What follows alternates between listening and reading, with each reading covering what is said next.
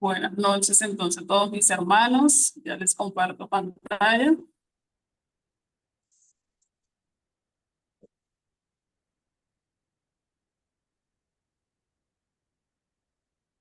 Listo.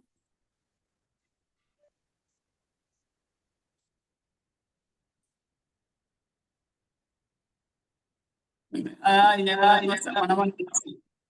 Deme un segundito, hermano. Estoy acá queriendo dejar la pantalla fija.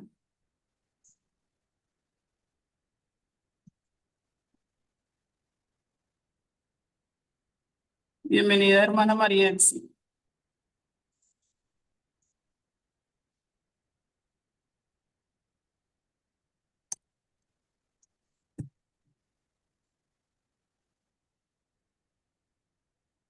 Ok.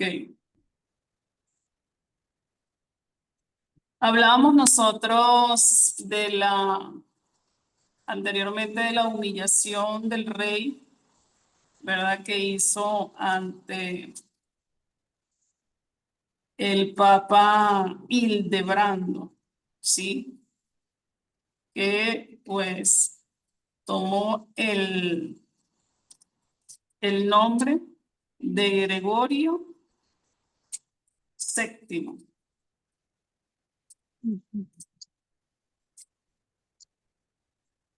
Vimos anteriormente cómo es que la astucia de este hermano, que Joaquín Trincado Mateo dice, ha llegado su astucia a un grado superlativo. O sea, imagínense el grado que tomó el hermano, ¿no? En la astucia.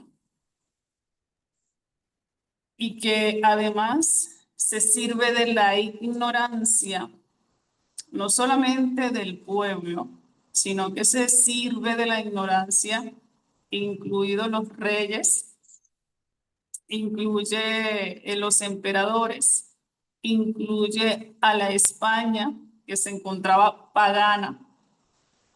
Precisamente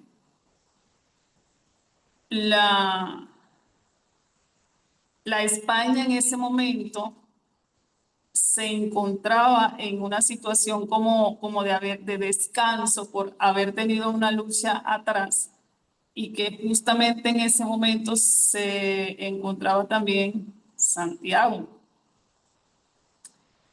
Y ingresa entonces este hermano Hildebrando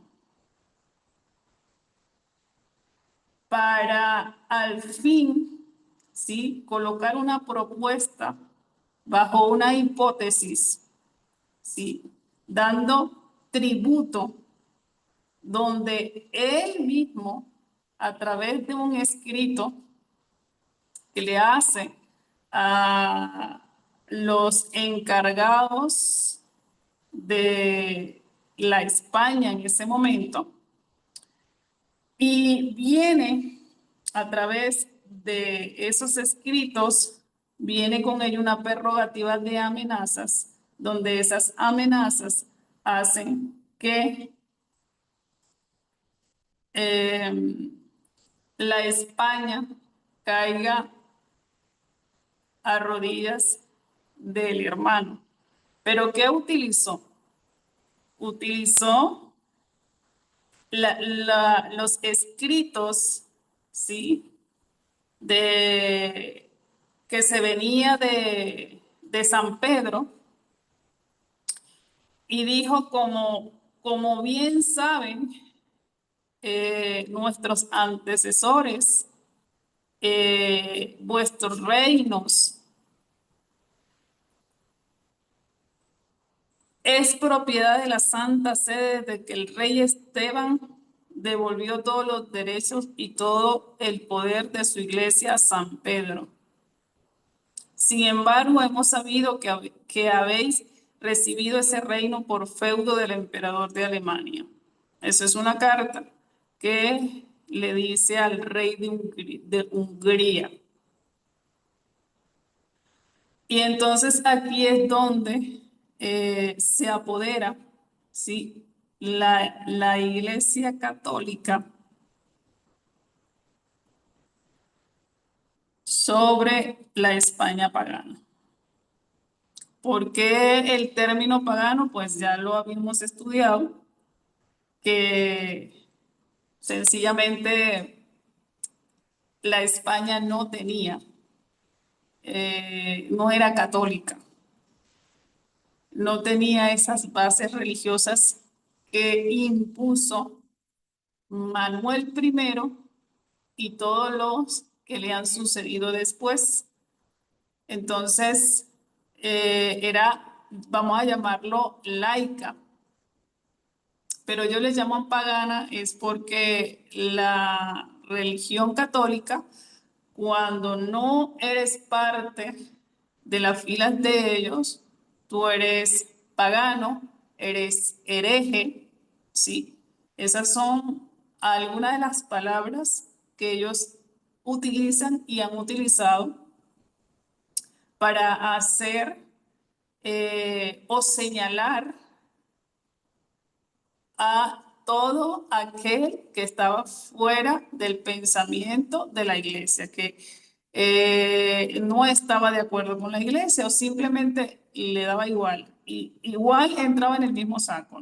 Todos eran y éramos paganos.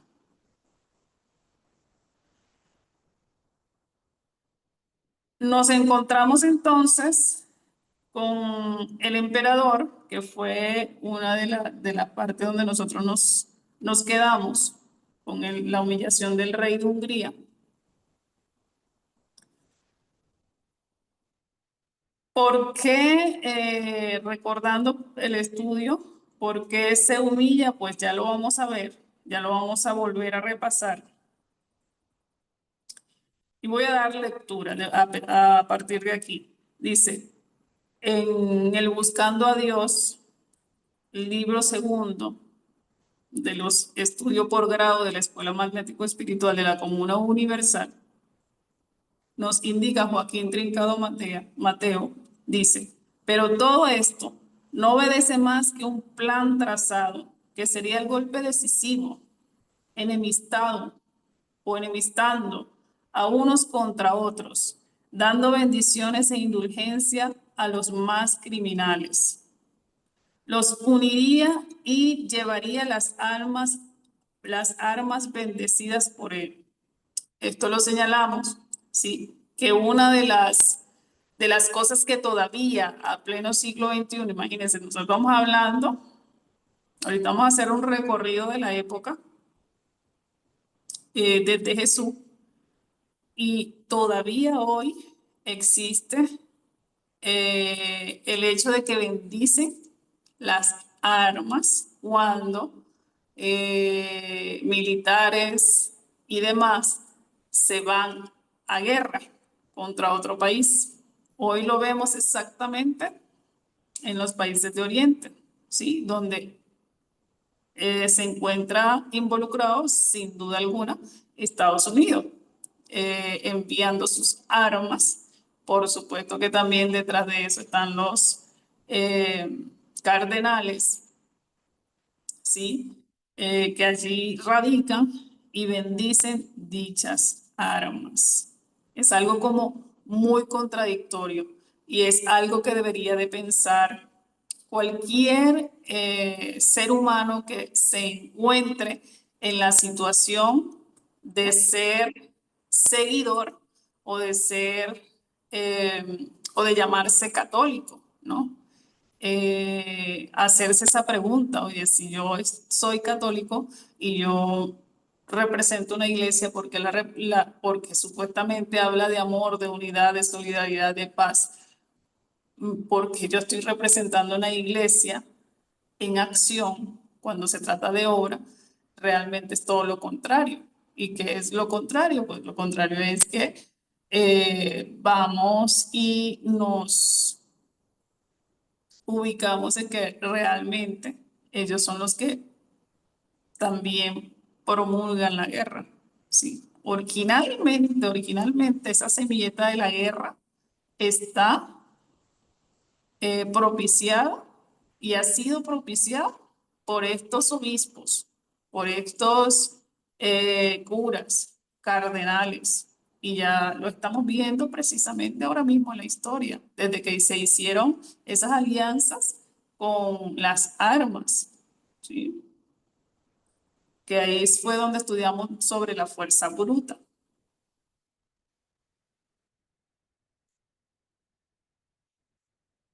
Ok, entonces dice, pero todo esto no obedece más que un plan trazado que sería el golpe decisivo enemistando a unos con otros o contra otros, dando bendiciones e indulgencia a los más criminales. Los puniría y llevaría las armas bendecidas por él contra aquellos que no quisieran someterse a ser ciegos. No es posible aquí enumerar todos los hechos de este pontífice, superior a la maldad misma, porque solo hago cimiento y autos a las conclusiones a que me veré forzado a arribar con gran sentimiento mío. Pero no he de dejar de mencionar el hecho culminante de la obra de este Papa, que es el destronamiento de Enrique IV de Alemania. Este hecho lo dice todo y es el más inaudito que registra la historia. Este emperador, contra quien iban los tiros del Papa Gregorio VII, es acusado de simonía y de crímenes, porque se opone abiertamente a aceptar el celibato, pero el clero de Alemania, o para el clero de Alemania, por ser inmoral y antinatural. Ok, entendamos aquí. Dice, este emperador contra quien iban los tiros del Papa Gregorio VII, ¿sí? Ese emperador es acusado de simonía y de crímenes porque se opone abiertamente a aceptar el celibato para el clero de Alemania por ser inmoral y antinatural. Entonces, a razón de ser, estaba en lo correcto este emperador. Pregunto, el emperador se debía, o sea, podía ver claramente, ¿sí? Lo inmorales que eran y que venía siendo este Papa Gregorio VII. Entonces, cuando uno en esa época y aún en esta época Está bueno, no tenga pena. mantiene, Vamos. Está bueno. mantiene uno un libre albedrío, un libre pensamiento y mantiene una postura porque tu grado espiritual, porque tu luz te indica, a mí me parece que lo que tú me estás indicando es inmoral, va en contra de la ética, va en contra de la humanidad del ser humano, valga la redundancia.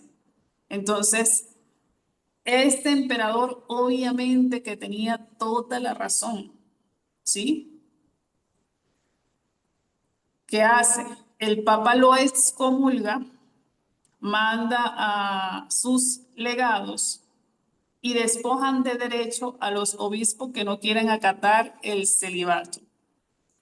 Esto nos quiere decir que entonces nos da a entender Joaquín Trincado acá que no solamente era el emperador el que no estaba de acuerdo, sino que también había obispos que estaban ahí dentro, ¿sí? De los poderes que no estaban de acuerdo con dicho mandamiento o dicho poder que quería hacer el Papa Gregorio. Entonces, despojan de derecho a los obispos que no quieren acatar el celibato. porque era caprichosa tal imposición y porque estos tenían sus mujeres y sus hijos y no podían sacrificarlos ante unos cánones 1000 veces impuros y desnaturalizados. Otro detalle nos deja ver aquí la historia que nos dice Joaquín Trincao en la investigación, por supuesto, es que los que formaban parte, ¿sí?, de las filas de la iglesia, esos obispos, podían tener sus familias, sus hijos tranquilamente y sin necesidad de coartarle los derechos, podían ellos hacer también el tema de profesar lo que habían aprendido respecto a la iglesia y sus escrituras. Entonces, una cosa no coartaba la otra. El hecho que tú estudies, que se habla de ser teólogos, sí. El hecho que tú estudies teología, el hecho que tú estés dentro de una iglesia, dedicándote al estudio, dedicándote a ciertas actividades, eso no indica que tú tienes que coartar entonces el término de no tener Yolanda, fija familia, tu de conexión. no hacer uso de la carne. Ahí está el negro, mira. Ya me conecté. Y allí es donde viene y señala que esa imposición que hace Gregorio VII es una imposición caprichosa que va en contra de cualquier ley natural de la vida y sobre todo la ley de la procreación. ¿Sí? Este hermano vino y dijo, yo soy mejor que Dios, yo soy mejor que el Creador. Entonces, yo voy a colocar mi ley aquí en la tierra y digo que todos los que estén dentro de las filas de la Iglesia Católica, siendo parte, ¿sí?, de los cánones de la Iglesia, tienen que cumplir con el famoso celibato. Entonces aquí habíamos nosotros parado en uno de nuestros encuentros anteriores en estudio y habíamos hecho la pregunta, hermanos. Bueno, ¿y de dónde, verdad? Gregorio y Manuel I sacaron el famoso celibato. Obviamente que muchas de las respuestas fue, bueno, tienen como ejemplo a un Jesús de Nazaret, que aún siendo coartada su vida a los 33 años de edad, el ejemplo de Jesús fue que él no tuvo ni mujer ni familia. Entonces, lo que hacen razonar, o lo medio que hacen razonar los eclesiásticos a todos sus seguidores es que como Jesús se dedicó en obra y gracias al Espíritu Santo, ¿sí?, ellos también tienen que hacer lo mismo para tener un cuerpo o una materia elevada, ¿sí? Y eso es lo que muchos han absorbido en conocimiento, ¿sí? Haciendo razón, porque muchos nos preguntamos, ya va, ¿cómo es posible que nosotros podamos decirle padre a un padre que no es padre? ¿Sí? Usted va a la iglesia, usted va y le dice, no, que ahí está el padre. ¿Padre de quién? O sea, no representa la palabra de lo que es un verdadero padre. Sí. Y es algo que nos trae una controversia y una contradicción, hermanos, pero para que tengamos una línea de tiempo, esa contradicción, esa tesis antinatural fue entonces fue concebida y desarrollada e ideada y apostada también por este Papa Gregorio VII, ¿sí? Veo que por ahí se les está cayendo bastante la señal. Bienvenidos a los que han ingresado últimamente. Entonces, la pregunta aquí, ok, ellos tomaron como ejemplo a Jesús, pero si nosotros estudiamos la vida de Jesús, ¿sí? Tenemos nosotros dentro de la biblioteca de la M de la Q, la vida de María, ¿sí? Que nos arroja datos importantísimos y detalles importantes de la vida de Jesús. Tenemos también el libro de Jesús, hombre y no Dios. Detalles, pero muy, muy importantes que vamos a ir recorriendo más adelante. Y por supuesto, se estudia el libro que no está escrito por el maestro Joaquín Trincado, pero sí fue estudiado por él, la vida de Jesús contada por él mismo. ¿Sí? ¿Qué sucede? ¿Por qué Jesús no habrá tenido familia? ¿Por qué Jesús se dedicó a dar libertad a las conciencias y a dar como ejemplo el amor a todos sus hermanos humildes de corazón? ¿Por qué Jesús se coartó, dirán algunos, de esto? Entonces Jesús representa el celibato, como dice la iglesia. No, hermanos. Jesús, primeramente, antes de ver lo material, cuando digo lo material es que nosotros estamos encarnados, ¿cierto?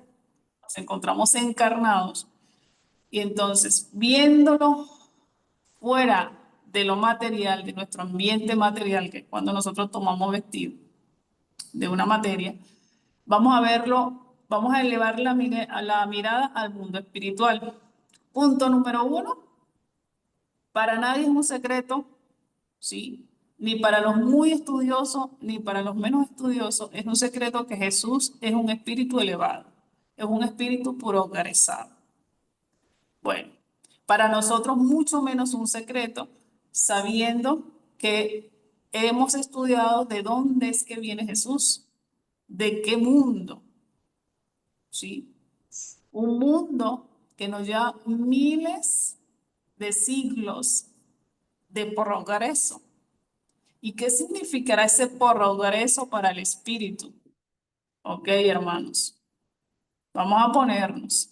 Jesús está en mundos mayores, en este mundo que llamamos Sión, que materialmente los científicos le colocan Sirio. Ese mundo, ahí es donde se encuentran los 29, ya los 30 misioneros. Entonces, Jesús es uno de ellos, viene de mundos mayores, es un espíritu progresado que no deja de ser nuestro hermano, ¿sí? Pero su progreso se ha elevado tanto, su trabajo lo ha hecho progresar tanto que ha llegado a esos mundos. Ahora, voy al punto de por qué, ¿sí? A desarrollar lógicamente por qué Jesús no tiene familia. Y lo estoy hilando porque es algo que vengo estudiando, pero también lo digo desde mi punto de vista. Es que viniendo de mundos tan progresados, obviamente la materialidad ya, o sea, el cuerpo de un espíritu también es elevado. Ahora bien, Jesús decide, ¿verdad? Por amor y por misión, nacer en el mundo tierra, viene como Jesús, hace lo que hace, se va a la cábala, se despierta sus facultades, estudia, etcétera, y empieza entonces, sale a los pueblos de Judea, Jerusalén, Betania, Nazaret y todos pueblos aledaños. Entonces él empieza a hablar, ¿sí? Con el pueblo, con los niños, con los jóvenes, pero aparte de hablar, empieza a accionar, a obrar, ¿verdad? De agarrar a todos aquellos hermanos que tenían enfermedades, que tenían alguna necesidad. Él venía y les cubría esa necesidad porque ellos lo solicitaban así. Todo perfecto. ¿Qué pasa? Bueno, hermana, pero ella pudo haber tenido una familia. ¿Por qué no tuvo hijos? Sí, María, su madre, le presentó a una María Magdalena, por ejemplo, ¿sí? Que era hermosísima, dice la historia. Entonces, y otras mujeres más, no fue nada más María Magdalena. Entonces, ¿qué sucede? ¿Qué pasó con el hermano Jesús? Sucede que como nosotros como espíritu nos imponemos, ¿sí? Y exponemos una misión. Cuando uno viene con una misión, ¿sí? Muy puntual, tú tienes como tú vienes de esos mundos más progresados, tú vienes con una espiritualidad tan grande que ya tú logras espiritualizar el alma y la materia. Entonces ese espíritu de Jesús logra dominar el alma y la materia. Y es donde entonces él no tiene esa necesidad, ¿sí? Esa necesidad de la carne, porque la domina, la domina. Él primeramente viene a cumplir una misión y eso no solamente lo ha hecho Jesús, eso lo ha hecho otros hermanos, ¿sí? Es que Jesús sufrió porque no le dio goce a la materia. Es que Jesús, bueno, no se multiplicó. No, hermanos, es que venimos en una existencia, venimos a cumplir una misión y esa misión, el espíritu que es elevado no se deja arrastrar, ¿sí? Porque es que ya domina todos esos instintos de este mundo. Imagínense un espíritu elevado que ingresa a una atmósfera tan pesada como esta, pero que aún así, por su elevación, por su sabiduría, aún metiéndose dentro de una materia tan rústica, porque obviamente que no es esta misma la materia que la que encontramos en Sion, bien lo sabemos, ¿no? Aquello es una sutilidad, aquí es una rusticidad todavía. Entonces, ¿qué hace? El dominio de esto hace que Jesús, ¿sí? Por su espiritualidad, espiritualice su materia y su alma y logre cumplir con la misión. Lo mismo con Juan, lo mismo con Juan. Y obviamente hablamos de 33 años de edad, es una edad temprana para desencarnar, ¿sí? Pero esa es una sola existencia que estamos estudiando hoy de este espíritu, pero este espíritu ha tenido otras existencias y estoy segura que probablemente en alguna de ellas hubo semillas, ¿sí? Esa explicación la traigo a colación de que es de donde se agarra Manuel I y Gregorio VII para generar el dicho celibato, ¿sí? Porque ellos necesitan, o sea, ellos según necesitan tener la pureza de la materia, que no, o sea, viéndolo desde aquí, desde el punto de vista, uno dice, ok, no está mal lo que me propones, ¿sí? Pero que ojalá que lo cumplieran, pero eso no lo cumplen, porque es al contrario, cuando nosotros coartamos el hecho de saciar nuestros instintos, y usted lo coartó en esa existencia, téngalo que para la próxima existencia usted va a hacer desastre. Y es lo que va sucediendo dentro de las iglesias, dentro de cualquier recinto que haga o ha hecho ley del celibato. Entonces, eh, el mismo maestro Joaquín Trincado nos dice que no hay peor burdel, ¿sí? O casa de citas que la de la misma iglesia. Y ahí sucede de todo, y nada que ver con el término de decir que es que tienen un cuerpo santo y es que se han dedicado de cuerpo y alma a Dios y todo lo demás. Entonces, allí es donde nosotros tenemos que ver, tenemos que puntualizar. Primeramente, visualizar siempre, estudiar siempre al espíritu. ¿Qué viene a hacer ese espíritu? ¿Qué viene a cumplir? Va y viene rápido, ¿sí? Y lo otro es que cuál es el ritual que trae ese espíritu, ¿sí?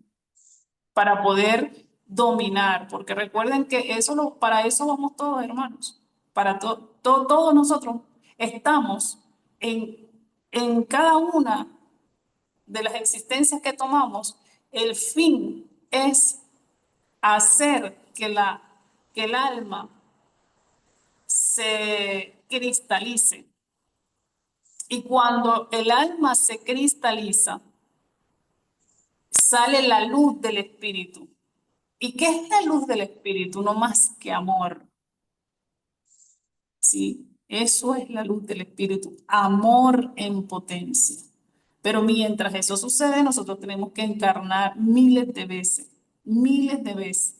Y se dice, y lo hemos comprobado, que mientras más rápido encarnemos, más rápido llegamos a obtener ese progreso. ¿Sí? Entonces, creo que por allí el hermano Luis toma palabra. Y, Adelante, hermano.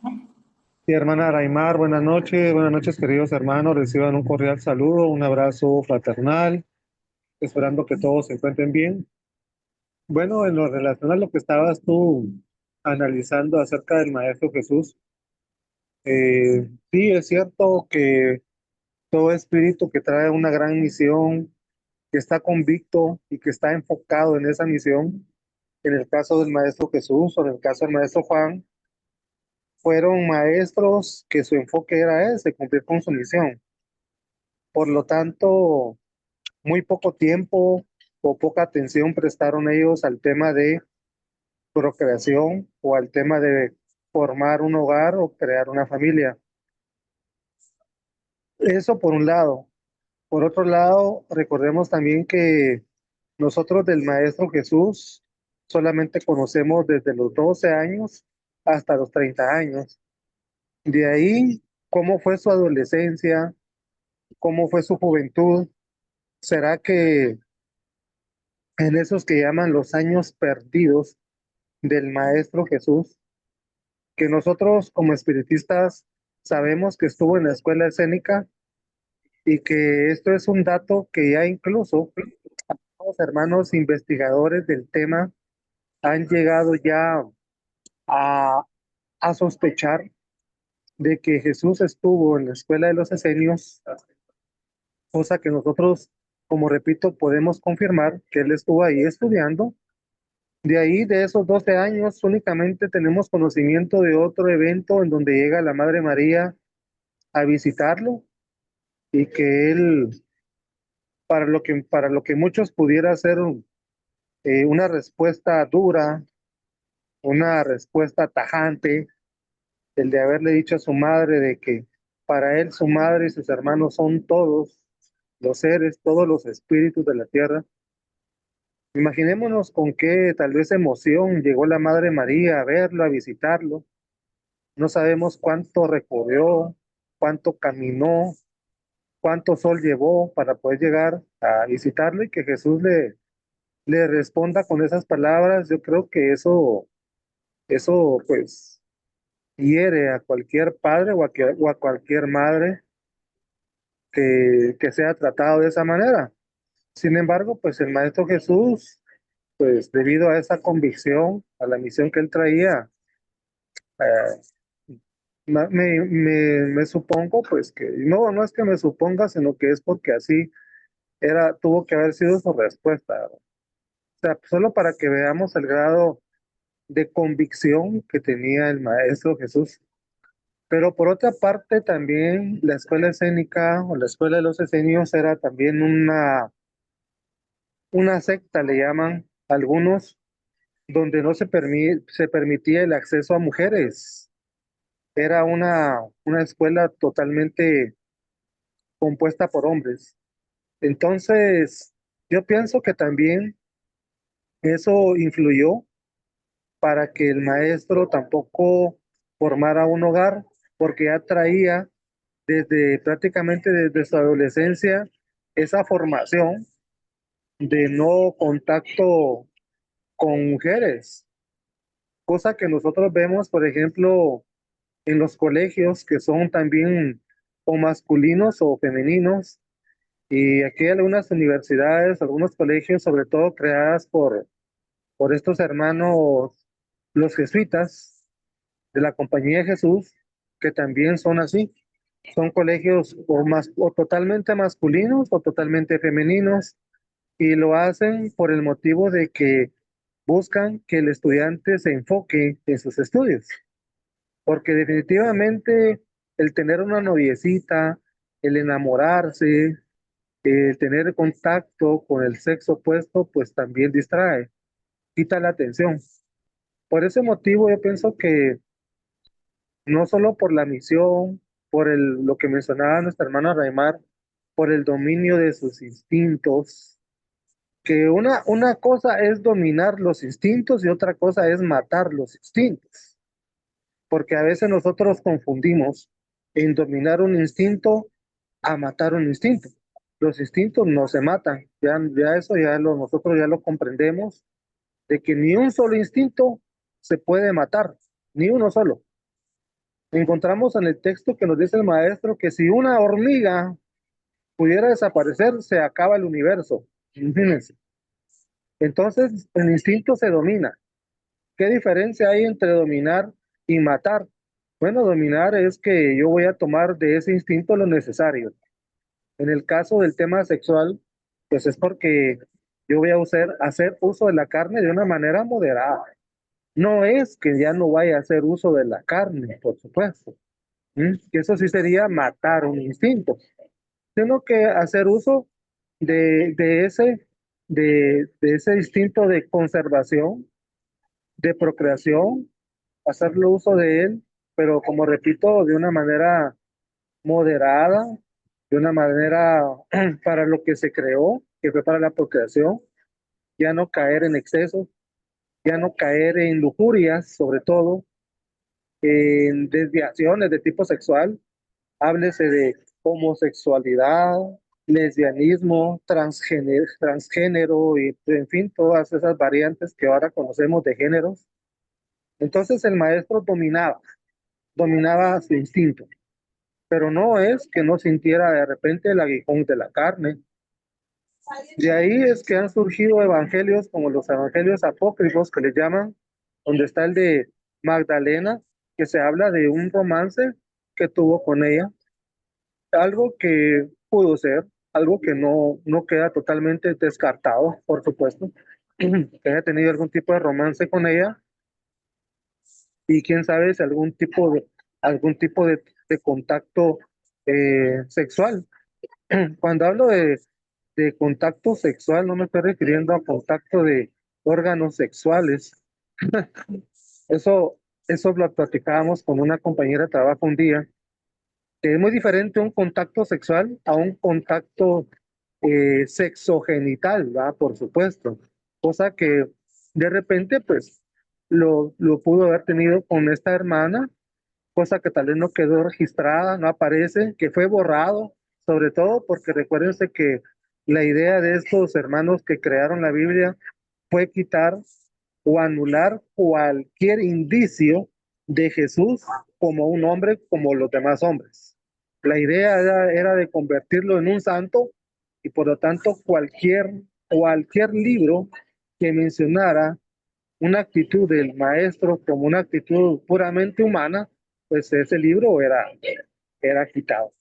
Así que yo pienso que, en resumen, pues el maestro tuvo, tuvo que haber tenido su deseo sexual, pero lo supo dominar, ya que la misión que él traía era muy importante, y aparte, pues, su formación que él tuvo en el colegio, en la escuela escénica, pues ya lo inclinaba a que él viviera de una manera casta y casta, no célibe, ¿verdad? La otra vez hicimos una diferencia en lo que hay entre castidad y ser célibe. Entonces el maestro, debido a eso, pienso que se mantuvo casto, cosa que el maestro en una oportunidad, en una comunicación, le llamó la atención por ese motivo. ¿Por qué no había creado familia? ¿Por qué no se había programado una familia en esa existencia a manera de, pues, hacerle ver que eso hubiera quitado, hubiera ahorrado un montón de errores que la Iglesia Católica tomó debido a esa castidad que el maestro tuvo? Bueno, hermana Raimar, muchas gracias por darme la oportunidad de participar y feliz noche, hermano. Gracias. Muchas gracias, hermano Luis. Sí, bueno, tomando la palabra, yo creo que no sería la cantidad de errores que, que haya hecho, que haya Jesús, ¿no? Es de cualquier modo y de cualquier manera, estos hermanos, con su astucia superlativa, como dice Joaquín Lincao, hubiesen inventado cualquier otra cosa, ¿sí? Entonces, no es error de Jesús el hecho de no haber tenido familia, simplemente uno viene a existencias así, a no tener familia, a no de hecho tener parejas. O si tienes parejas, tienes pocas parejas o ninguna en muchas ocasiones. Depende de la misión del espíritu.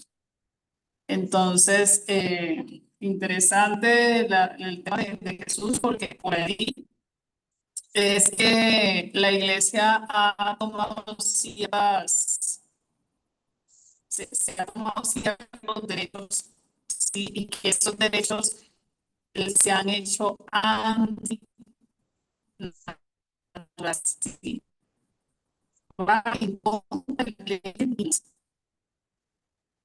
dentro de eso mismo, entonces encontramos a Enrique IV, ese emperador. Enrique IV no pudo prestar atención a lo que promulgaba el Papa, ¿sí? De excomulgarlo, de crear el celibato, ¿sí? Por imposición. Entonces, no pudo prestar mucha atención. Todo lo que me decía Jesús, porque estaba empeñado, si él estaba empeñado en una guerra con los sajones, enemigos del imperio, eran acusadores gratuitos, favorecidos por los de Gregorio. Cuando dice favorecido por Gregorio, quiere decir que de esos hermanos que han creado los hermanos vienen con la imposición. Se me escucha entrecortado. Vamos a cambiar de del lugar.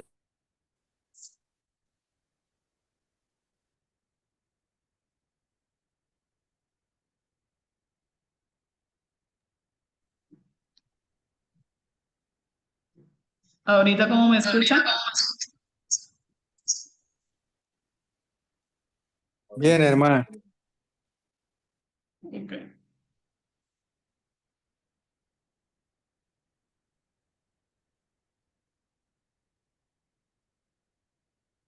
Me voy a venir por acá porque sí debe ser el internet como llovió. Denme un segundito, hermanos.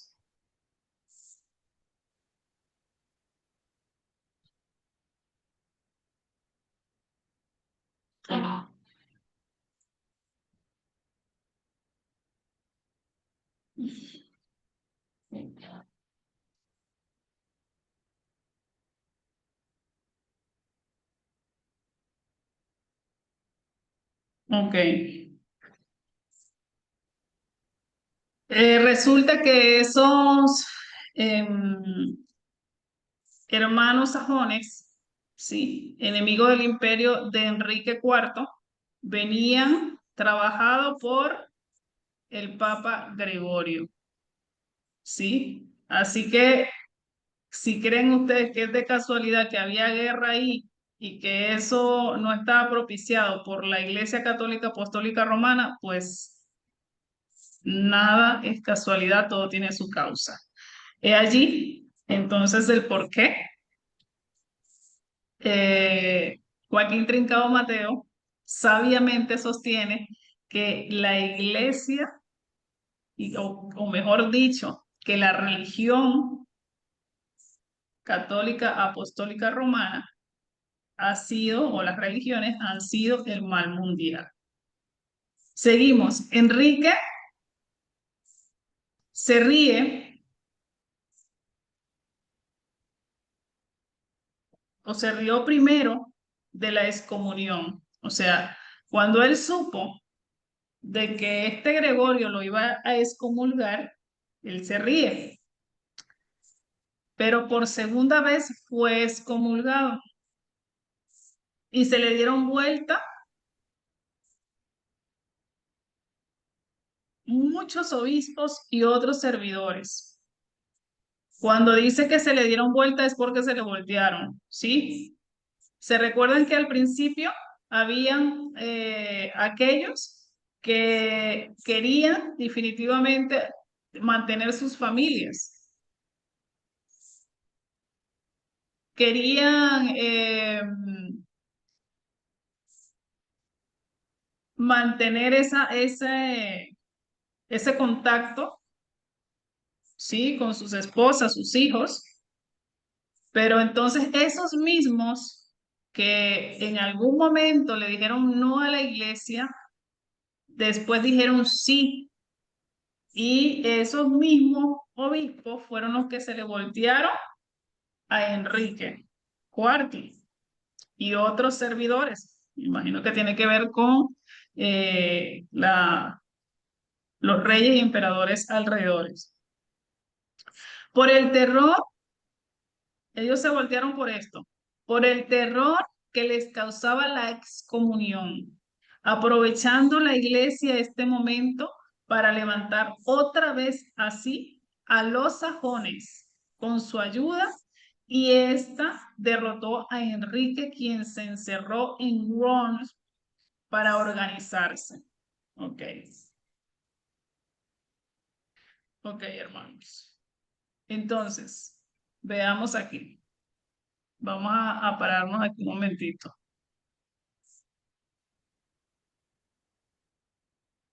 Estoy viendo acá los mensajes, déjenme verles que...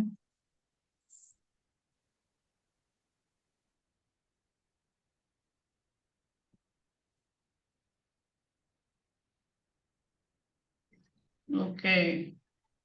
El hermano ya nos dice, aparte de todo, hermana, yo pienso que ellos buscan algún elemento espiritual de concentración en la práctica del celibato.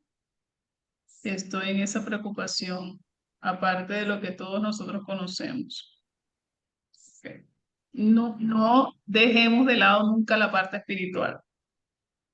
Aunque nosotros muchas veces creemos que estos hermanos no saben del magnetismo, del desarrollo de facultades, de toda la parte espiritual. Al contrario, hermanos, lo conocen muy bien, muy bien.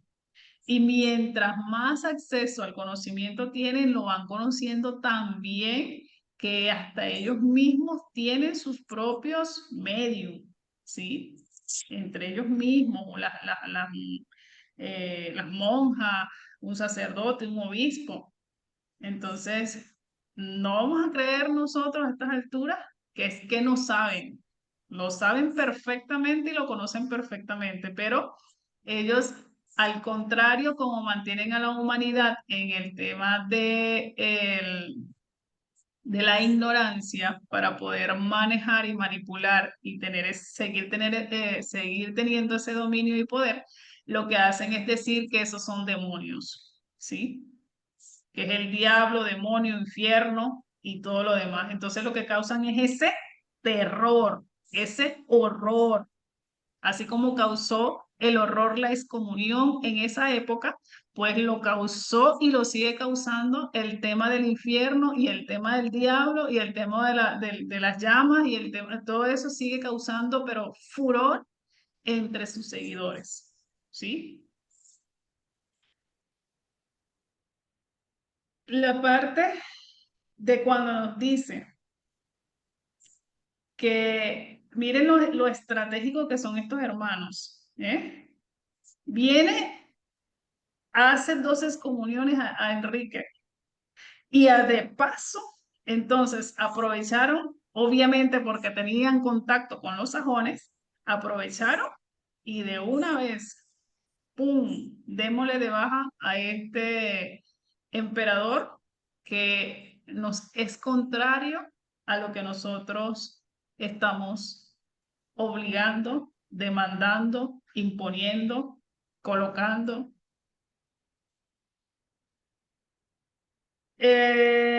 Bueno, Enrique se cerró en Worms. ¿Qué será Worms, hermano? ¿Qué es eso, Worms?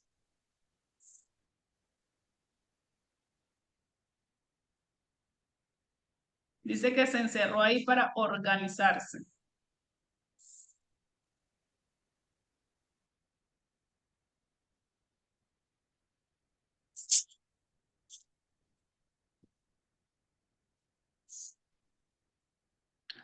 Voy a colocar, mientras damos respuesta, que es el famoso Worms. Worms.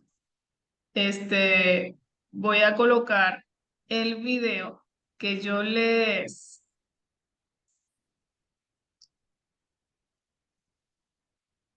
envié por allí por WhatsApp. Quiero colocar ese video porque explica muy bien, o sea, o un poquito más detallado lo que pasó con este Enrique. Y de allí seguimos con la lectura. Así que vamos para allá.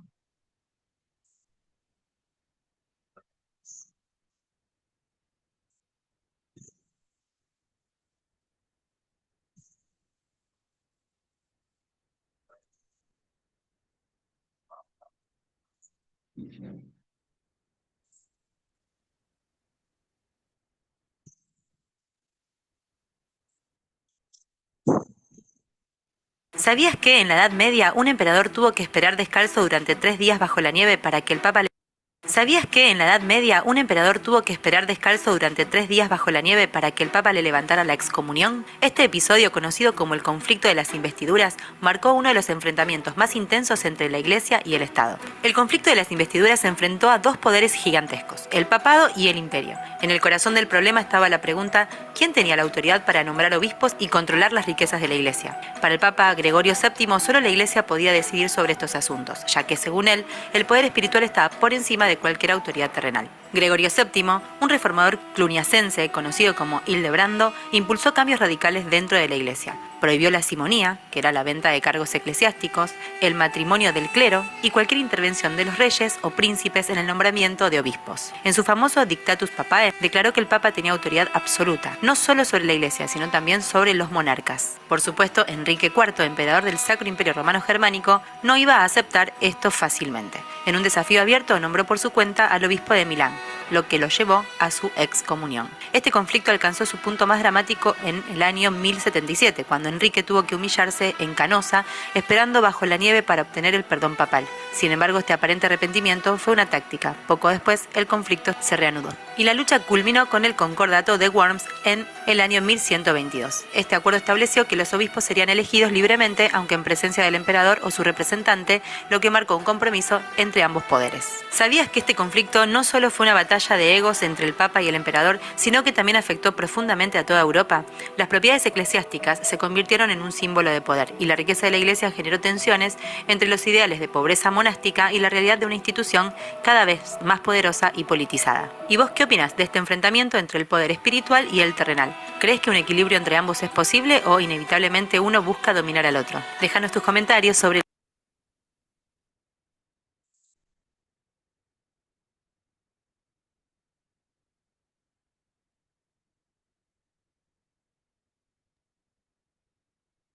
Ok, hermanos. Adelante, hermana Liliana. Ay,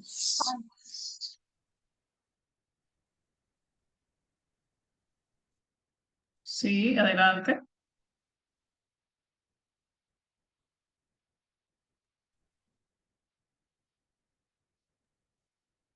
No te escuchamos, hermana. No sé si los demás hermanos escuchan, pero yo no la escucho.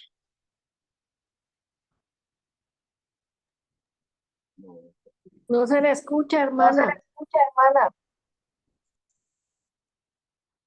Ahora sí, ahora sí. Ahorita sí ya. Adelante. Bueno, hermanos. Hermana, este emperador Enrique IV de Alemania, qué cosa triste y fea lo que este emperador por el hecho de no hacerse, o sea, de él poner su autoridad, pues no está de acuerdo en eso, en esa irracionalidad y por el hecho de expresarlo, de no aceptarlo, el Papa le hizo guerra, no solamente a él, dos veces excomulgado, a la primera como no le hizo caso va a la segunda y además guerra contra ese pueblo. Ese emperador responsable de su pueblo, él, bueno, quiso llegar a acuerdo, llegó a llegar a acuerdo con este papa que, bueno, hizo cuanta cosa, lo humilló y estando él, se presenta a un lugar donde estaba él con su persona que era digamos, su pareja, pues, una, el, el, el que propone ese celibato estando con una mujer. Y sin embargo, este emperador va allá, le hacen eso de esa espera de 3 días, lo humillan, todo eso. Es que él creyó todavía en la honorabilidad, todavía creía en algo, en esta persona, en este papa. Él se presenta allá. El papa no solamente cuando luego al él salir que habían acordado en que eso quedaba entre ellos dos, o sea, lo que se había hablado ahí, los guardias que estaban afuera acompañando al emperador no se iban a enterar. Resulta que el papa ya, o sea, ya había mandado a que eso lo hicieran saber, lo que había pasado, de las humillaciones y todo de lo que impuso a este emperador. Y le han dado, claro, o sea, se sintieron ese orgullo, esa cuestión, esa que ellos defendían, se sintieron defraudados del emperador Enrique IV y le han dado la espalda, no solamente esto, o sea, su guardia, las personas que lo acompañaban, sino también estos eclesiásticos le dieron la espalda. Es como decir, ya estás perdido y le dieron, o sea, no le dieron apoyo, no. Y este emperador muy tristemente, él todo lo que intentó, incluso hasta un templo que él había en sus andares de que lo abandonaron y todo eso, él se fue a un templo que él mismo había apoyado, aportado para su construcción, creyendo que ahí le iban a dar apoyo y no lo recibieron. Fue el lugar donde último que estuvo, pues, este, antes de desencarnar. En todos lados a este emperador le dieron la espalda, le dieron la espalda y bueno, es una cosa fea, deuda que este papa Hildebrando, Gregorio, bueno, tienen porque qué cosas feas hizo contra esta persona, ese emperador, que quizás él tendría también sus cosas, ese emperador como todo, pero esa historia fue bastante triste, lo que le hicieron Sí, a Enrique IV. muchas gracias, hermana Liliana. Este, vimos ahí ese pequeño y corto video, que es justamente lo que nos estaba indicando la hermana Liliana y que también nos lo dice Joaquín Trincado. Wars, que habíamos quedado con la pregunta, es la ciudad, ¿sí? Es la ciudad en donde se conciliaba, ¿sí? Todas las querellas que había entre los obispos y los guerreros o los reyes o los emperadores. Y de eso, incluso, que vimos ahorita, es lo que va a decir Joaquín Trincado en lo siguiente. Dice, se había señalado un concilio donde debía acudir Gregorio para celebrar un juicio y oír a Enrique, que fue eso que vimos en el video y nos dice la hermana. Él solicitó entonces ver a Gregorio, ¿sí? Pero eso lo hace Enrique de manera estratégica. Recuerden, hermanos, que cuando nosotros somos, bueno, así seamos reyes, pero si hemos tenido batallas, quiere decir que de alguna manera nosotros nos hemos educado para la misma, para la guerra.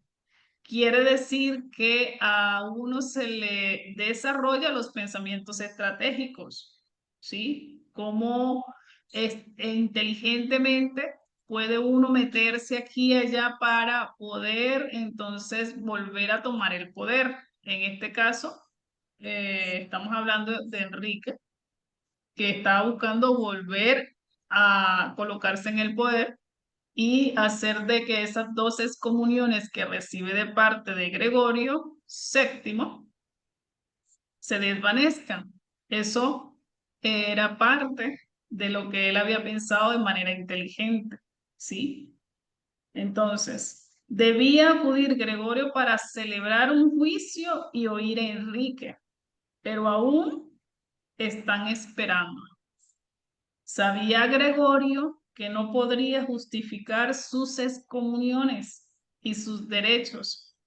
El concilio anunciado depuso al Papa, pero el Papa no cayó y redobló sus amenazas. Ok, quiere decir que el concilio, hermanos, ese concilio donde estaba esperando Gregorio al emperador, ¿sí? No, digamos que no llegó en la brecha de tiempo que se había anunciado, ¿sí? Entonces, obviamente, ¿qué es lo que sucede cuando nosotros enojamos a alguien que tiene poder dentro de la iglesia?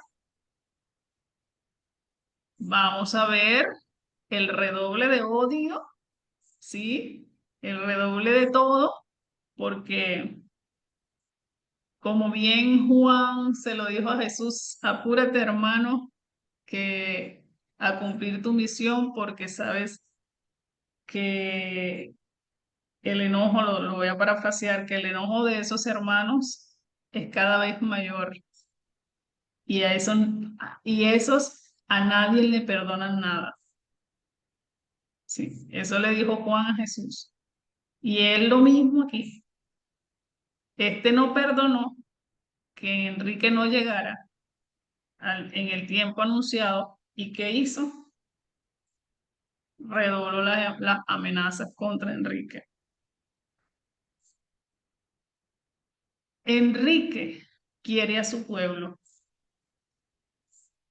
Y para cesar en la lucha y para que los pueblos pudieran gozar alguna paz, y porque entendía que aunque el Papa, jefe del cristianismo, tuviera por arma la excomunión por castigo, para castigo de los rebeldes, tenía el principio cristiano con la reconciliación. La partecita, que es la que nos dice Liliana, que nos comentaba. Enrique no era ningún tonto, ¿sí?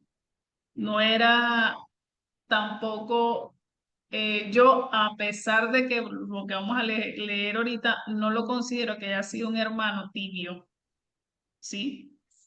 No considero eso. Pero, siempre uno, el ser humano, a pesar de que le hagan daño a uno, le, le hagan aquí, le hagan allá, algo en nuestro ser dice, bueno, es que yo quiero creer en ti.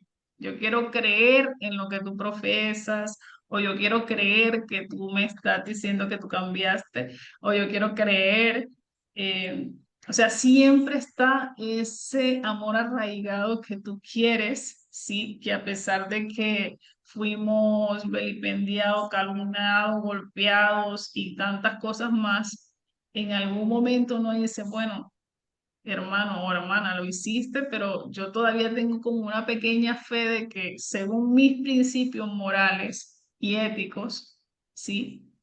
Yo sé y tengo una pequeña fe en tu obra que tú vas a poder cambiar. Y eso nos sucede a todos, a todos. Y no dejó de sucederle entonces a Enrique, porque sus principios cristianos, sí, pues invitaban siempre a esa reconciliación admitida a quien confesaba su falta arrodillándose ante el representante. Y en bien del pueblo se regía su destino.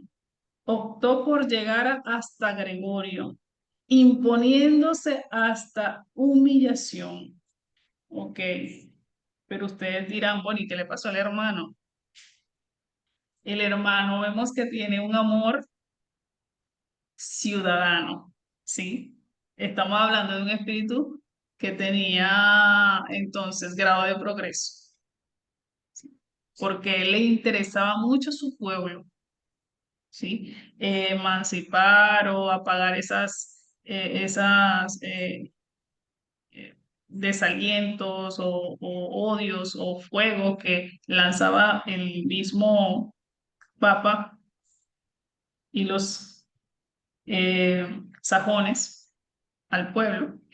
Entonces, Enrique bajó, dijo, yo prefiero humillarme yo, ¿sí? A que el pueblo sufra.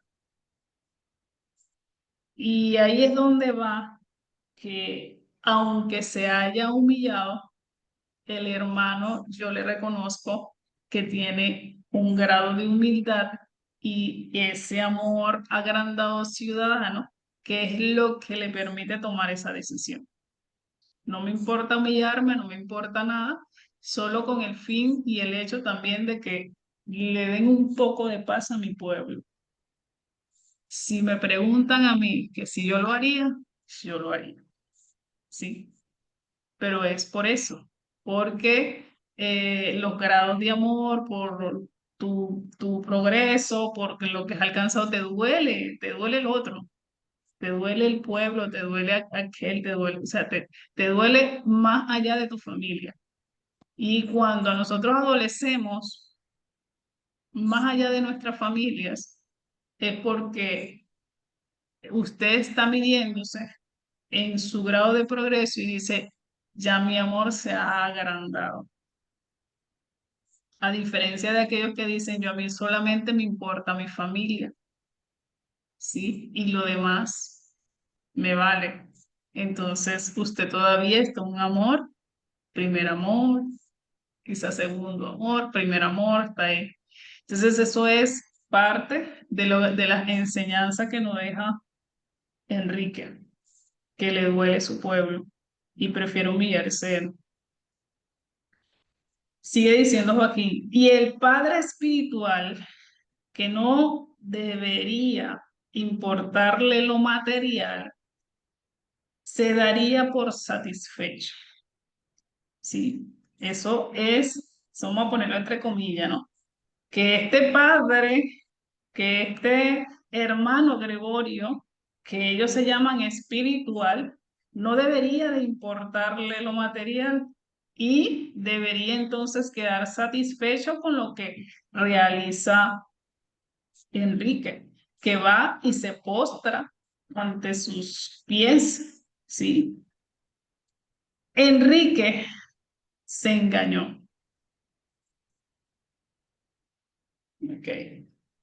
Que este es el engaño que yo les digo cuando nosotros creemos en un hermano que te dice, yo te he hecho daño, yo te he faltado, yo te he hecho sombra, te he hecho cosas muy, muy bajas, pero yo quiero cambiar. Vamos a poner ese ejemplo. Entonces tú dices, bueno, yo te doy a ti la oportunidad. Pero es que resulta que detrás de esas palabras que el que te dijo que quería cambiar o la que te dijo que quería cambiar era mentira, era pura manipulación. Entonces, ese o esa que te dije, que te dijo que iba a cambiar, esa era es manipulación de la fina. Entonces, utilizan la astucia, utilizan el buen sentimiento del otro, ¿sí? Para poder hacer esos engaños. Y volvemos a caer nosotros peor que antes, porque bueno, uno ahí se está dando como la brecha de una reconciliación y uno va como creyendo de que sí, que la cosa va bien, pero resulta que no, que detrás de eso, si nosotros somos estratégicos, si ese hermano fue estratégico, el Papa Gregorio iba con sus estrategias doble, ¿sí? Cuando, como dicen aquí en Venezuela, mientras tú ya vas, ya yo he ido 2 veces. Bueno, entonces mientras iba Enrique, ya Gregorio había ido y venido. Por eso Enrique se engañó. Ni este papa, ni los anteriores, a él, ni los hábitos hasta ahora, ni los que haya, ¿sí? Y bendigamos a Dios, que serían pocos, esto lo coloca entre paréntesis, no han creído en lo que presentaron, ni han empuñado el cetro pontificio más que por la concupiscencia para exterminar, escuchen esto, exterminar la razón de la humanidad. nada más y nada menos. Fuertes estas palabras. Exterminio de la razón en el ser humano. Hace poco, por allí, un hermano que está escribiendo mucho en las redes sociales, me imagino que lo han leído, a Arturo, el hermano hizo una publicación de Arthur Schopenhauer. Y yo le coloqué allí algo con una inspiración que recibo y digo, es interesante que nosotros estudiemos desprejuiciado o sin prejuicio. ¿Por qué? Porque al estudiar sin prejuicio, teniendo libertad del pensamiento, nosotros cuando estudiamos vamos a ser personas prudentes al momento de poder absorber, comprender, analizar y obrar ese conocimiento. Porque hay de quienes leen esto, estudiamos esto y nos llenamos de odio. Decimos, no, pero ¿cómo va a ser posible que esos hermanos, que yo odio a la iglesia? Mire, nosotros estamos estudiando esto. Cuando yo hablo estudiar libre de prejuicio, es que usted no debe odiar, no se debe llenar de rencores, no se debe de llenar de malos pensamientos con los hermanos. No se debe usted hacer enemigo de un hermano que es católico, que es espiritualista. No te estoy diciendo que seamos los mejores amigos porque cada uno tiene un grado de progreso, pero nos debemos respeto, cada uno. Entonces, yo he visto dentro de mi comunidad, dentro de las comunidades de estudio, y sea cualquier hermano, también a veces leyendo libros fuera de psicología, etcétera, cualquier libro por allí. Y he visto hermanos que se sulfuran, ¿no? Y dicen, no, es que yo odio a la religión. No. Cuando nosotros somos estudiantes desprejuiciados, estudiantes activos y estamos comprendiendo, estamos analizando la historia, es para poder, primeramente, vernos nosotros, ¿verdad? Usted se mire, ya va, ¿qué estoy sintiendo yo cuando yo estoy hilando este párrafo, cuando lo estoy profundizando? Yo siento odio a estos hermanos, siento rencor, me da esa cosa como que quisiera irme a ese momento y decirle a su hermano, mira, ustedes están locos, ¿cómo hicieron eso con la humanidad? O usted más bien dice, wow, se pone de manera introspectiva y dice, ¿qué hemos hecho? ¿Qué he hecho yo? ¿De qué lado más o menos he estado yo? ¿Yo será que estuve del lado de los obispos o estuve de este lado? Todos hemos estado de un lado al otro. Pero ¿cuánto tiempo hemos estado ahí? Esa es la gran pregunta. Porque hay espíritus, hermanos, que son obcecados, ¿sí? Son tan supremáticos que tienen obcecación.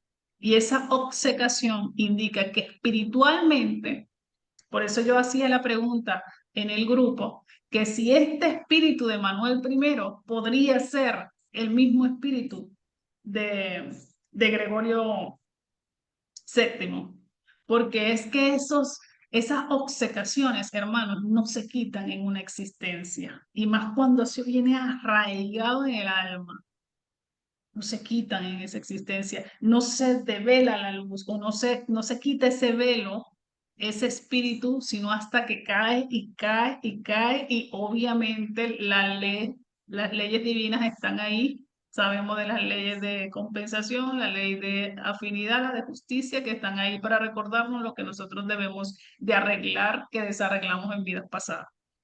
Entonces, punto. Ahí, bueno, recibí esa inspiración, le dejé eso allí escrito el hermano porque hablaba de Arthur Schopenhauer y muchos sabemos que nuestro querido maestro y hermano, que sabemos que es ese gran espíritu, el espíritu de verdad, que encarnan esa época y devela ciertas amarguras a lo que se vivía en la época y sobre todo en el tema de las mujeres. Y era el hermano Luis que dice, está el arte de tratar a las mujeres y pareciera que fuera el arte de maltratar a las mujeres, ¿no? Porque es muy puntual, pero,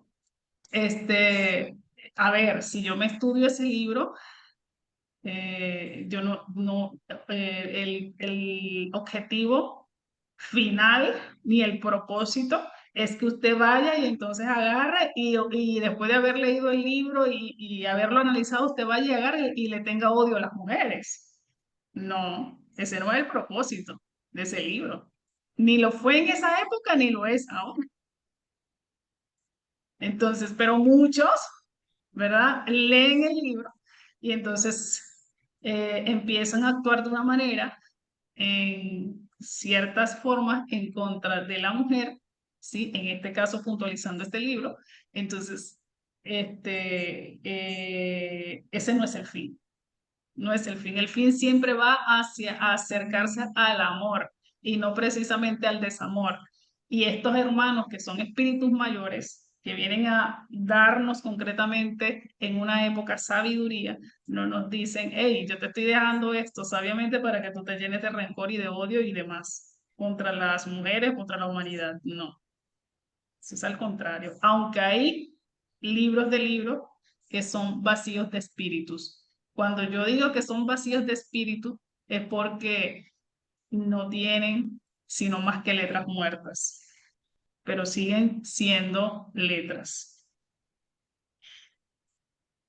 Entonces, qué interesante, ¿no? El fin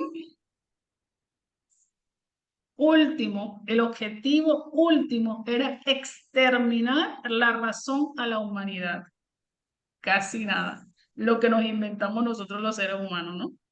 Entonces, el Papa Gregorio vivía más en el castillo, y aquí es donde vamos a ver si les comparto. Vivía más en el castillo de la princesa Matilde que en parte alguna. Quizás para mejor guardar el celibato. Ok, ahí vamos a hilar quién es la princesa Matilde. Y allí llegó Enrique, sí. Ahí llegó al castillo. Se vistió de penitente, que fue lo que vimos en el video. Se despojó de sus insignias y entró en el segundo recinto de los 3 que tenían la fortaleza. Y allí esperó 3 días con los pies descalzos sobre la nieve. Entonces, hermanos, los que han estado por allí en términos de iglesia o que han pasado por la iglesia, habla de, aquí ya nos dice el maestro, de la famosa penitencia. O sea, punto número 1, vino el Papa, despoja de derecho a Enrique a través de, ¿qué es lo que le hizo? Lo excomulga, ¿no? Lo excomulga 1 y 2 veces. Ah, pero ¿qué creó también la iglesia? Que para yo poder quitarte esa excomunión, hay algo y nace el famoso o la famosa penitencia. Eso existe, ¿cierto? Dentro de la iglesia. No, que yo hice,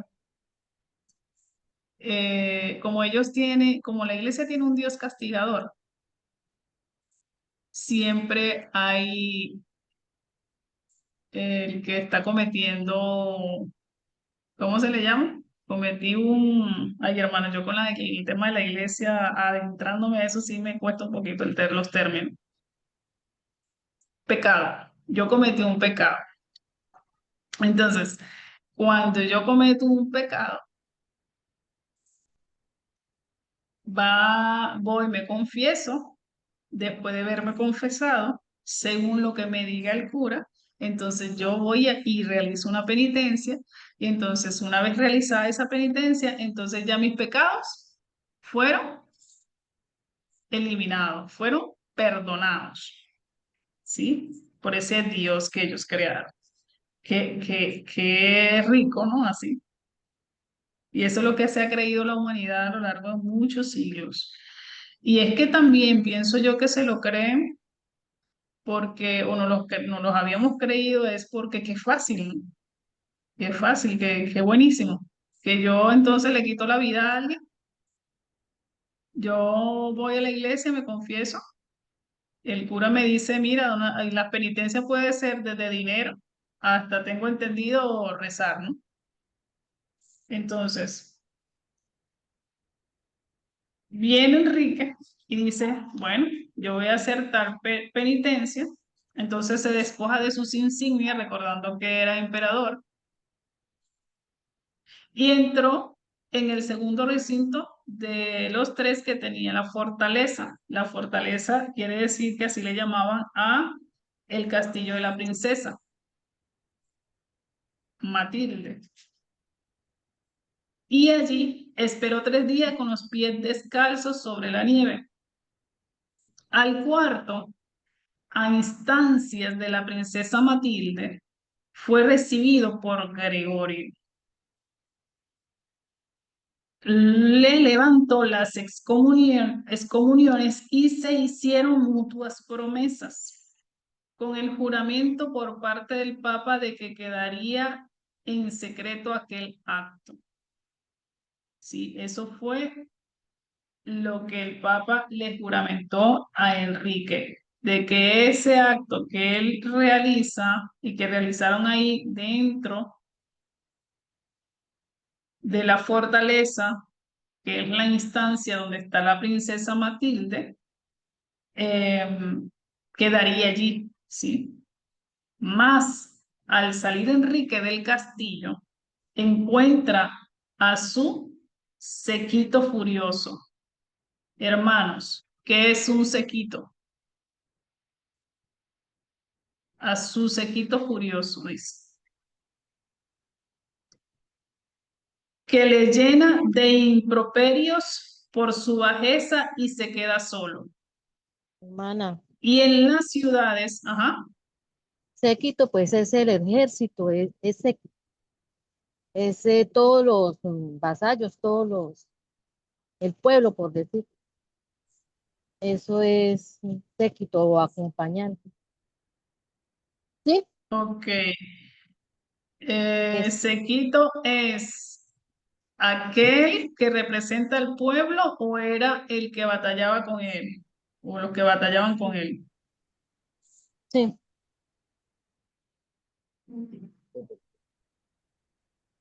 Ok, eran o era aquel o aquellos que le rendían cierto respeto, ¿sí?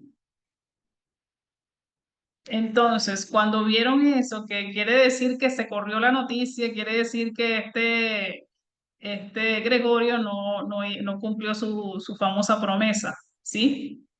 Entonces, resulta que es ellos, ajá, grupo de personas que acompañan a alguien importante, acompañantes. O sea, ellos ya sabían, ¿no? Y se llenaron de improperios por la bajeza que realiza Enrique, ¿sí? Y Enrique se queda solo. Y en las ciudades lombardas no lo quieren recibir. Gregorio coronó su obra indigna, haciendo públicas las confesiones de Enrique antes de salir de la entrevista. Ven, aquí está, hermanos, lo que llamamos la deslealtad, la falta de palabra, la manipulación, el narcisismo. Se le puede llamar también cuando alguien te es, parece que fuera tu amigo, pero no lo es. No recuerdo el nombre, pero todo eso es lo que se hace visible de este hermano Gregorio VII, ¿sí? Un hermano que engañó, un hipócrita, esa era la palabra hermano, o algo así, un hipócrita, un engañador. Qué triste, hermanos. Yo no sé si ustedes han tenido la posibilidad de enfrentarse con hermanos así, y no precisamente son ni arzobispos, ni tampoco son cardenales, son, ¿sí?, hermanos que llegan a nosotros por afinidad o por justicia, por amistad, por lo que sea, porque nos toca vivir ese proceso para seguir despertando. Pero eso es doloroso cuando tú crees en la palabra de una persona y esa persona termina siendo totalmente desleal, mentiroso, hipócrita, manipulador. Utiliza algo que tú dijiste en su contra. Y sin duda alguna, no es para nosotros un secreto, ¿verdad?, que este hermano actuara de tal forma. Falta de valores totalmente. Entonces, mira, a él le valió ese juramento, que estos sí son bravos, ¿no? Porque te ponen a jurar a todos sus feligreses, jurar ante Dios la palabra, secretos y demás, pero cuando ellos les toca profesar, cuando les toca accionar, son todo lo contrario, ¿sí? Por eso recibo la inspiración al principio, cuando iniciamos esta sesión, que dije, uno no es lo que dice, sino lo que hace. Esto solo bastaría para crear 1000 infiernos, ya que no hay ninguno para castigo del hombre papa, inocuo y bajo. Y sin embargo, fue llevado a los altares con lo que ha hecho la Iglesia, solidaria de sus hechos, aunque otro papa lo descanonizó. Tal es la obra de Gregorio. Ese hecho entonces llevó a Gregorio a colocarse en el altar, ¿sí? Enrique comprendió su error.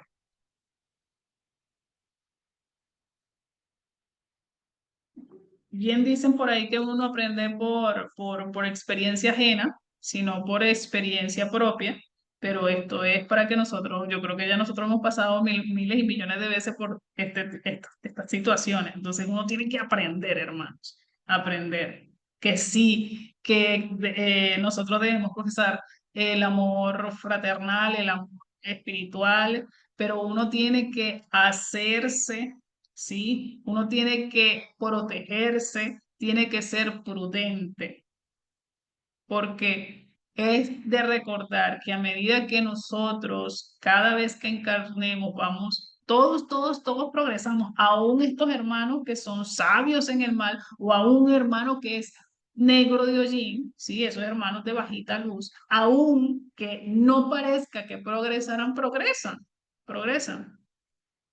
Pero me voy al progreso espiritual que vamos alcanzando cada vez más. Entonces usted se vuelve sensible, más sensible cada vez. Sensible, sensible, sensible.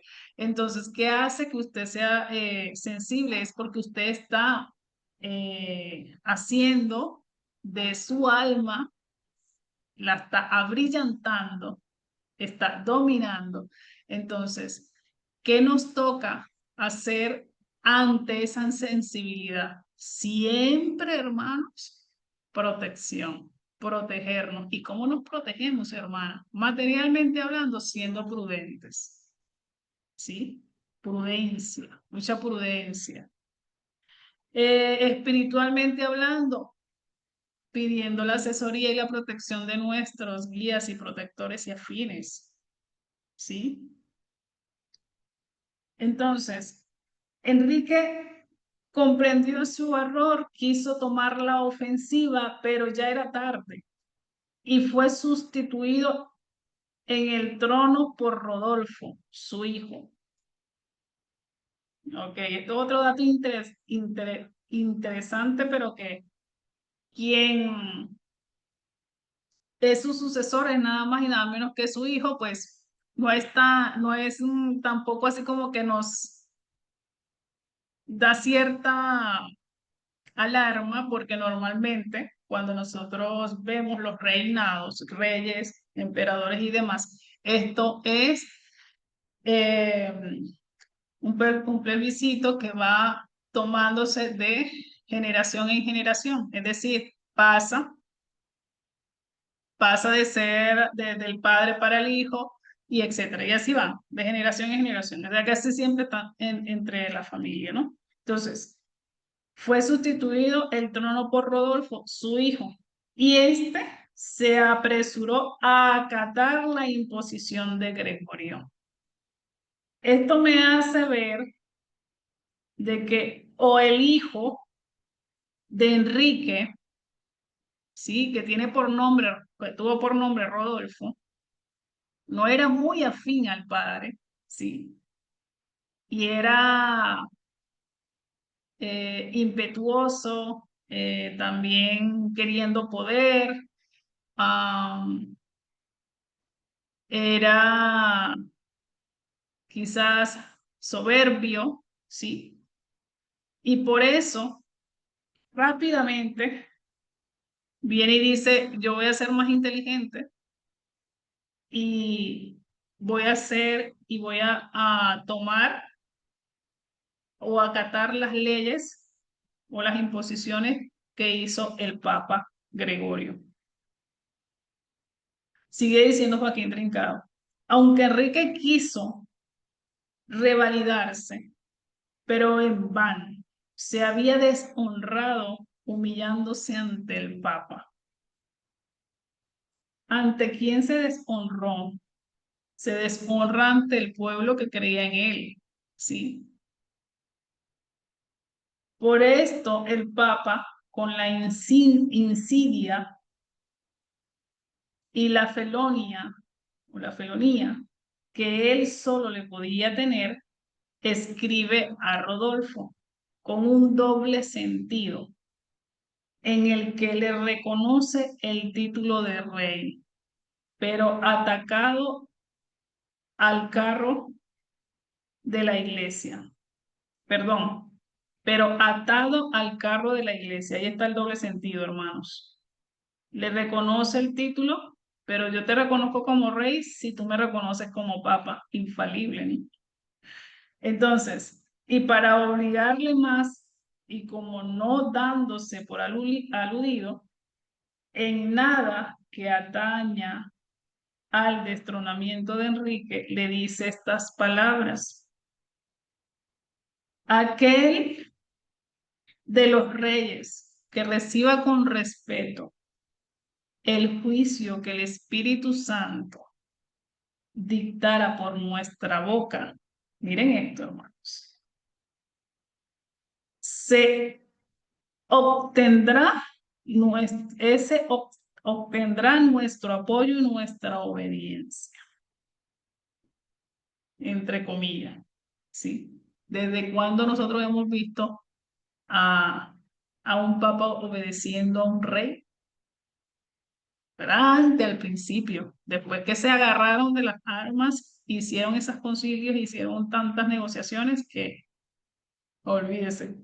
Entonces, miren qué interesante, ¿no? Entonces hace este papa que Rodolfo, el hijo de Enrique IV, se postrara ante sus pies, ante su reino, ¿sí? Ante su papado, Y siendo así, pues él lo reconocía como rey. Por supuesto que Rodolfo dice sí, por 10.000 cosas. Pienso que no era muy afín al padre y también pienso que otro era, pues, tengo que sí o sí hacerme reconocer por el Papa, que era quien tenía el mayor poderío en ese momento. Sigue diciendo Joaquín Trincao, Enrique no quiere ceder ni abdicar, y anciano y achacoso por los sufrimientos, se retira al castillo de Ingelheim, donde se le presenta los arzobispos de Worms, Colonia y Maguncia, que le hablan como señores de autoridad sobre él y le quieren obligar a abdicar.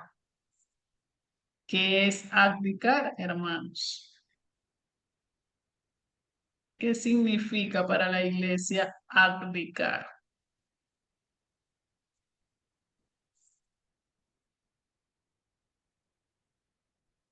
Herma- Hermana, abdicar es como decir, aunque en este momento no lo entiendo, porque ya él, que tenía él como decir que retroceder, eh, o sea, cuando se dice deponer, yo me retracto, ahí él no tenía nada que retractar ni que deponer ni nada, pero sin embargo ahí le están exigiendo eso, que él se Ok.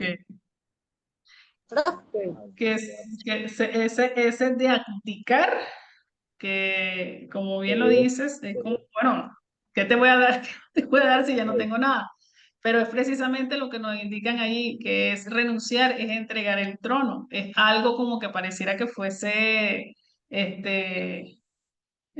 contradictorio, ¿no? Porque se supone que su hijo Rodolfo era el rey, pero para estos, yo me imagino que es que estaban buscando también documentos para que este hermano firmara, ¿sí? Entonces, significa eso, entregar el trono, renunciar a la corona, renunciar a una soberanía del reinado, ¿sí? Y en este caso, les pregunta el anciano a ellos, ¿por qué soy así tratado? Y le contestan, porque has desgarrado durante muchos años el reino de la iglesia de Dios, porque has vendido los obispados, las abadías y dignidades eclesiásticas, porque has violado las leyes sobre la elección de los obispos. Por estos motivos han decidido el soberano pontífice y los príncipes del imperio echarte del trono y de la comunión de los fieles. Imagínense esto, hermano. Qué tremendo. Todavía anciano lo seguían persiguiendo. El anciano contesta, pero vosotros que me acusáis, vosotros arzobispos de Maguncia y de Worms, que me condenáis por haber vendido las dignidades eclesiásticas, decidme, se la pregunta, ¿cuánto os pedí por vuestra iglesia? Y si nada os pedí, como no podéis menos de confesaros o confesarlo, si he cumplido mis deberes con vosotros. ¿Por qué me acusáis de un crimen que no he cometido? ¿Por qué os juntáis a los que han hecho traición a su fe y a sus juramentados? Tened paciencia unos días, esperad el término natural de mi vida, cuya proximidad anuncia mi edad y mis padecimientos. Aún, bueno, quien dice que los ancianos no son sabios, ¿no? Por supuesto, por la experiencia de vida. Hacer ese tipo de preguntas era totalmente razonable, pero ahí es donde vemos, hermanos, cómo es de duro y cómo ha sido de duro a lo largo de los siglos, desde que nace la Iglesia Católica Apostólica Romana, ha sido tan duro para la humanidad que ha sido contraria a los pensamientos, leyes, imposiciones, ideas que han generado estos hermanos y que obviamente entonces ya desde Jesús, desde Juan y Jesús, empezaron a hacernos primero a disipar los grupos. Lo otro, eso era estrategia, siempre ha sido estrategia de la religión, disipar los grupos, porque sabemos que cuando hay unión hay fuerza, ¿sí? Cuando hay desunión no hay fuerza, hay diferencias. Entonces, cuando hay diferencias, a pesar de que nosotros estemos populando en una sola idea, vamos a crear controversia. Pero es que la creamos nosotros, no las crea estos hermanos. Entonces, al final de cuentas, cuando nosotros nos unimos por una misma idea y estamos allí agarrados, es algo muy favorable para nosotros y poder enfrentar esos tipos ese tipo de supremacía y astucia que han tenido estos hermanos. Pero si hemos sido débiles, ¿sí? Y vemos cómo es que nos atacan y nos han perseguido desde la época de Jesús hasta hoy. Me dirán, hermana, pero nosotros hoy no somos perseguidos. No lo voy a hilar hoy, porque ya estamos dentro de la hora, pero lo voy a hilar, porque sí somos perseguidos, aunque ustedes no se den cuenta. Y entonces, de allí, cuando nosotros nos dispersamos, ¿sí? A pesar de que tenemos una misma idea, tenemos unos mismos principios, estamos educándonos bajo una misma formación, creando ideas propias, pero si nosotros nos dejamos el tener la dispersión, el alejamiento, eso va y siempre causa espacio para que ingrese otros y cree esas diferencias. Y cuando ya vemos, en vez de aquellos que éramos tanto unidos, ahora todos somos totalmente desunidos y tenemos, además de eso, tenemos controversias, ¿sí? Enfrentamientos, diferencias. Y eso es una de las estrategias que siempre han utilizado estos hermanos, tanto de forma material como espiritual. Y es lo que hoy vemos a lo largo de la historia también dentro de donde nos encontramos. Astucia, estrategia, seres llenos de supremacía, con una concupiscencia exacerbada en el poder, con un eterno odio, con siempre con el hambre de dominio hacia el otro ser humano. Eso es lo que han representado en acción estos hermanos. Tenemos entonces un ejemplo clarísimo, otro ejemplo más claro, con este hermano Enrique IV, cómo es que fue coartado, cómo es que fue también llevado de una manera tal a que todo el pueblo se le volteara, hasta su propio hijo, y no contento con eso, porque como le vuelvo a decir lo que dijo Jesús, ¿no? Lo que le dijo Juan a Jesús: no te metas con ellos porque eso no perdonan a nadie, a nadie. Entonces, viene, no contento con eso, a un anciano todavía lo persigue. O sea, ellos no perdonan nada, nada. Y mientras más bajo, más bajo, más bajo, más bajo te ponen, más poder, más poder, más poder, más poder para ellos. ¿Sí? Y entonces, como la maldad, ¿sí? Como las cosas feas son las que hacen ruido. Entonces, eso es lo que en la superficie, en lo superfluo, es lo que muchos y miles y millones de seres humanos encarnados hoy es lo que ven, lo superfluo. Los que llegan a profundizar esa capa de ser superficiosos, que llegan a entrar y adentrarse a la raíz, entonces de ahí ya empieza a tener uno otro tipo de enfoques y razonamientos. Y por supuesto, muchas veces padecimiento, sí, muchas veces. Así que hasta que yo dejo el estudio de hoy, hermanos, quedamos todavía con otra parte de, bueno, queda una parte muy pequeña que eso lo podemos hilar en el grupo del estudio por grado por WhatsApp, ¿sí?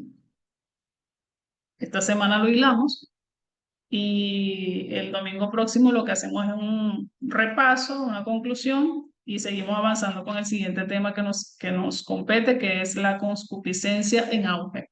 Interesante. Entonces, hermanos, siempre es necesario que nosotros hagamos también introspección de no ser el reflejo de estos hermanos, ¿sí? De saber, oye, que si yo, ¿será que yo tengo eso de la astucia? ¿Será que yo soy desleal? ¿Será, o sea, yo siempre, antes de ver al otro, verme a mí mismo, a mí misma, ¿sí? ¿Será que yo soy hipócrita? ¿Será que a mí me gusta tener el dominio hacia otro hermano o hermana? Sí. ¿Será que a mí me gusta dominar? ¿Será que yo soy narcisista? Todo eso es el reflejo de estos hermanos en cada una de las épocas. O al contrario, ¿será que yo me describo como Jesús, como Juan, ligero, me gusta la verdad, amo la sinceridad, amo hasta la soledad?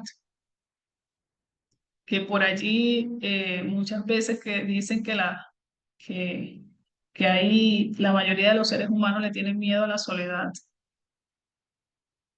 Y resulta que la soledad termina siendo algo tan beneficioso para cada uno de nosotros, porque te obliga de alguna manera a encontrarte contigo mismo. Es que la vida te obliga a verte en un espejo y, y estar contigo, ¿sí? ¿Por qué? Porque hay aquel dicho que dice que yo no puedo estar solo porque no me aguanto ni a mí mismo. O no me gusta estar solo porque usted tiene que sentirse bien consigo mismo. Cuando no nos sentimos bien con nosotros mismos es porque viene hacia nosotros esa energía que se llama conciencia, que es el espíritu, Y si hemos hecho algunas cosas que calcome el alma, que nos pesa muchísimo, entonces estar solo con nosotros mismos nos pesa, nos es malísimo. Entonces tratamos siempre de buscar afuera, buscamos afuera en el exterior. Tratamos siempre de estar muy sociables para estar, como dicen por allí, en un estado de entretenimiento. Y cuando yo busco esos estados de entretenimiento para no estar conmigo misma o conmigo misma, o conmigo mismo, entonces ahí estamos fallando. Estamos fallando, hay que hacer esa paz interior, ¿sí? De saber que todos somos seres encarnados, que tenemos un espíritu y que venimos, pues, a pagar esas deudas, a, a colocarnos en ese sufrimiento que hicimos padecer a otros o viceversa. Pero cuando nos toque, hermano, pagar una deuda, hagámoslo con amor. Que ese que nos viene a cobrar nuestra deuda, si esa deuda que nosotros creamos en alguna existencia atrás, paguemos esa deuda con amor y que ese hermano o hermana se vaya con amor, ¿sí? Que no se vaya con el desdén, que no se vaya con otra carga peor con la que vino. O al contrario, que nosotros nos quedemos con el desdén. Ni lo uno ni lo otro. La idea aquí es que se pueda afinar. Y si se afinó y hubo un tiempo específico para afinarse y cada uno tomó su lugar, buenísimo. Pero se afinó y está allí la afinidad. Sí. Bueno, hermanos, entonces pasen una bonita noche, feliz desdoblamiento y una excelente semana para todos. Dejo el tema para que lo hilemos entonces, lo que quedó, lo hilemos allí en el grupo. Muchas gracias, me gustó el tema de hoy, muy bueno, profundo con historia, perfecto, sí, así es. Mañana. Digo, buenas noches, hermano. Feliz noche, hermano Jan. Ray, feliz noche, hermanos todos. Gracias, hermana Oxana. Feliz noche, hermana. Feliz noche, Buenas feliz noche noches para todos. a todos. Feliz noche.